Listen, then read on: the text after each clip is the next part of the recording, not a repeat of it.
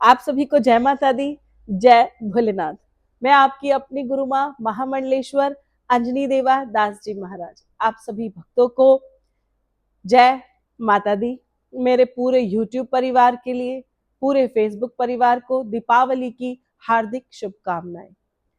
कल से धनतेरस प्रारंभ हो रहा है और हम सभी हिंदू सनातनी जो होते हैं वो अपने घर को बहुत श्रृंगार करते हैं, अपने घर को सजाते हैं, क्योंकि 5 दिवसीय पर्व में हम ये कामना करते हैं, हम माँ लक्ष्मी को आवाहन करते हैं, निमंत्रण देते हैं कि माँ लक्ष्मी हमारे घर में आए। जब हमारे घर में हम किसी को निमंत्रण देते हैं तो घर को बहुत अच्छे से सजाते हैं। घर छोटा हो या घर बड़ा हो, घर सजा हुआ हो तो बहुत ही अच्छा लगता है, और जो अच्छा है वहीं भगवती का वास हो जाता है। धनतेरस का दिन बहुत आनंदमय रहने वाला है। मैं आपको आज घर की सजावट से जुड़ी हुई बातें और धनतेरस पर हम ऐसा क्या खरीदें जिससे हमारा कल्याण होता है, और कल्याण होने की बात का क्या अर्थ है। सही समय पर जब हमारे घर में कोई चीज आती है, कोई व्यक्ति भी अगर समय पर आ जाए तो बड़ा आनंदित लगता है। बेवजह बिना घड़ी के कोई रात को 2 बजे आकर आपके दरवाजा खटखटा दे तो वह कितना भी आपका अपना क्यों ना हो, वह आपको प्रिय नहीं रहता। इसीलिए धनतेरस है, बहुत अच्छा समय है, मंगलवार है। मंगल सभी के लिए आनंदमय रहे, ये मैं कामना कर रही हूँ। मैंने पहले ही कहा है, अग्निकांड, एक्सीडेंट हो जाना, लड़ाई कलेश हो जाना, ये चीजें रहेंगी, तो थोड़ा सा आपको ध्यान रखना है। धनतेरस है, कल आप सब बाजार जाएंगे, माँ भगवती के लिए पूजा पाठ का सामान खरीदेंगे, घर को सजाने के लिए सामान लेकर आएंगे। तो अब बात करें कि हमें कौन कौन सी वस्तुएं लेकर आनी है। हम जब छोटे थे तो हमारे माता पिता बर्तन लेके आया करते थे, वो भी स्टील के, क्योंकि हर व्यक्ति सोना चांदी नहीं खरीद पाता तो वो स्टील के बर्तन लेकर आता है। तो थोड़ा सा हटकर आज हम इस विषय को समझ रहे हैं कि हमें क्या वस्तुएं लेकर आनी है। कहते हैं कि कल के दिन वाहन को खरीद कर आना बहुत शुभ माना जाता है। वाहन को खरीदना अच्छा मान रहे हैं तो लोग गाड़ी खरीदते हैं। हर व्यक्ति तो गाड़ी नहीं खरीद सकता, इसीलिए कल के दिन हम छोटी छोटी वस्तुओं का चयन करेंगे जिससे हमारे घर में सुख समृद्धि का वास हो। सबसे पहले तो हम अक्सर देख रहे हैं कि कई साल से लोग झाड़ू खरीद कर आते हैं, लेकिन वो करते क्या है, झाड़ू को खरीद कर घर में रख देते हैं। ऐसा नहीं करना। कल के दिन खरीदी हुई झाड़ू से ही हमें अपने घर में झाड़ू लगानी चाहिए। कैसे? जब आप झाड़ू खरीद कर आएंगे, शाम के समय उसको पूजा में रखेंगे और अगले दिन, धनतेरस से अगले दिन से अपनी पुरानी झाड़ुओं को एक तरफ फेंक दीजिए और नई झाड़ुओं से घर की सफाई कीजिए। इसलिए झाड़ू जो है बहुत ही शुभ माना जाता है। दूसरे नंबर पर मैं आपको बता रही हूँ साबुत नमक। साबुत नमक की बहुत विशेषता है। चाहे आप 100-200 ग्राम ही साबुत नमक कल अपने घर में लेकर आए, या यूं कह लूं कि साबुत नमक अपने आप में लक्ष्मी जी का साक्षात रूप है, इसलिए साबुत नमक आपको खरीद कर आना है। 100 ग्राम ले लीजिए, 125 ग्राम ले लीजिए। तीसरे नंबर पे मैं आपको बता दूं सूखा धनिया। सूखा धनिया खरीद कर आना है। और कल के दिन आप क्या कीजिएगा, सूखा धनिया को भी आप एक कटोरी में डालकर कल अपनी पूजा स्थल में आपको रखना है।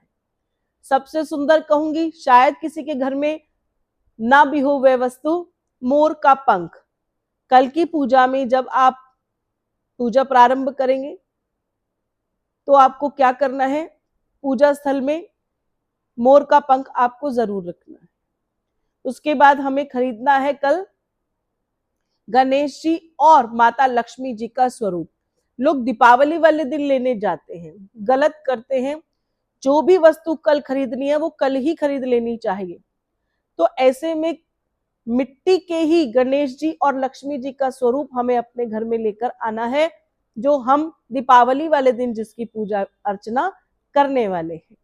गणेश जी और लक्ष्मी जी बहुत सुंदर रूप के हों, जिनका रंग गुलाबी कलर का हो, माता लक्ष्मी जी खड़ी ना हो, कमल पे विराजमान हो, गणेश भगवान जी भी आनंद के साथ अपने आसन सिंहासन पर बैठी हुई परिस्थिति में हो और हाथ में उनके मोदक हो, तो ये स्वरूप बहुत ही आनंदित रहता है।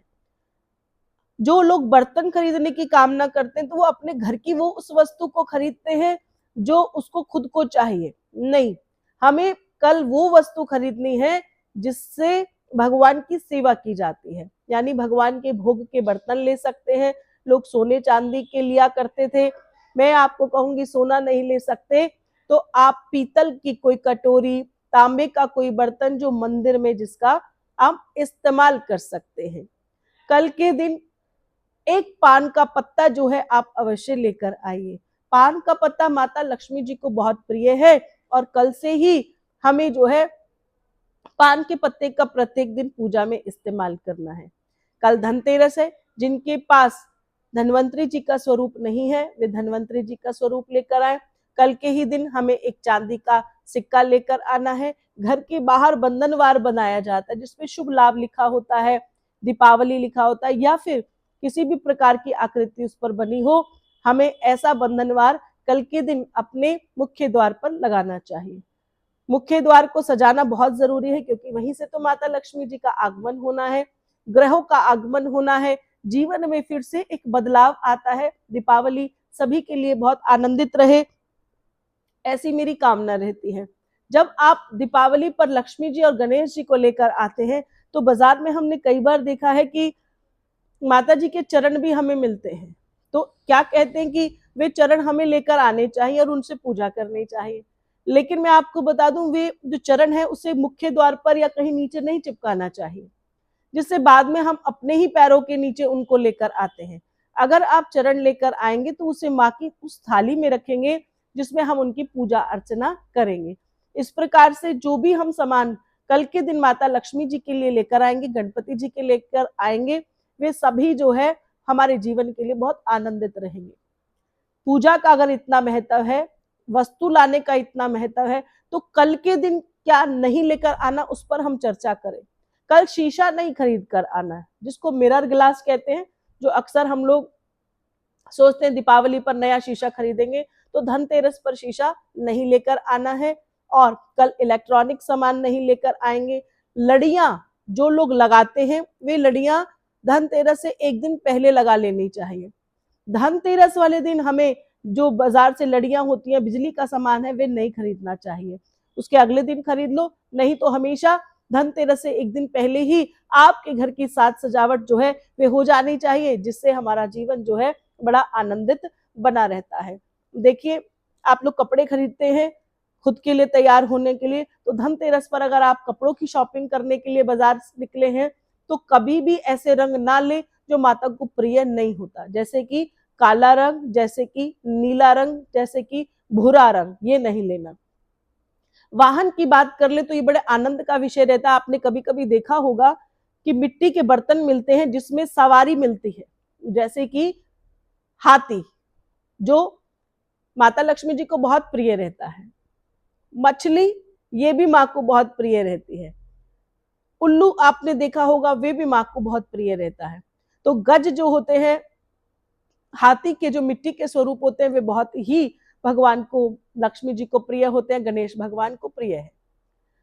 अंत में कहूंगी कि जो नई आप सब चीजें लेकर आते हैं, तो पुरानी जो चीजें हैं आपके घर में है, आपके मंदिर में है, याद रखिए गणेश लक्ष्मी अगर आप सोने चांदी के लेकर आ रहे हैं तो फिर आप हर साल मिट्टी के नहीं लीजिए, आप उन्हीं को ही हर साल स्नान कराइए, उनको स्वच्छ कीजिए और उनको पुनः आसन पर विराजमान कीजिए। मिट्टी वाला जो रहता है उसको आपको क्या करना है, आज के दिन या कल सुबह आप अपनी तिजोरी में रखते हैं, कहीं ड्रॉर में रखते हैं, कहीं मंदिर में रखते हैं, उनको आप बाहर निकालिए और उनको दूसरी जगह पर रख दीजिए। नए गणेश भगवान जी और लक्ष्मी जी को विराजमान कीजिए और बाद में आपको क्या करना है, उन्हें विसर्जन करना है। किसी पेड़ के नीचे नहीं छोड़ना, किसी मंदिर में नहीं छोड़ना, उनको टूटने नहीं देना। आप उन्हें घर में भी पानी के अंदर बाल्टी में जल भरिए, गंगा जल डालिए और उसको छोड़ दीजिए। जब वह बिल्कुल पानी में घुल जाएगा तो आप किसी पौधों में डाल सकते हैं। लेकिन अगर आपकी पूजा की जो लक्ष्मी माता जी हैं, गणेश जी अगर वो टूट जाते हैं तो आपके द्वारा की गई सारी पूजा बेकार हो जाती है।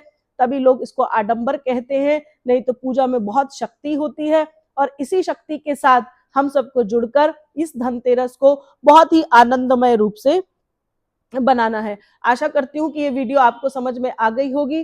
धनतेरस की ये कागज पर आप सब उतार लीजिए, बहुत छोटी छोटी सी वस्तुएं हैं। दीपावली के दिन आपको जो वस्तुएं खरीदनी है, कैसी पूजा करनी है, मैं उसको जल्द ही आपके सामने बहुत सुंदर वीडियो के साथ आऊंगी। आप सभी को जय माता दी, जय भोलेनाथ।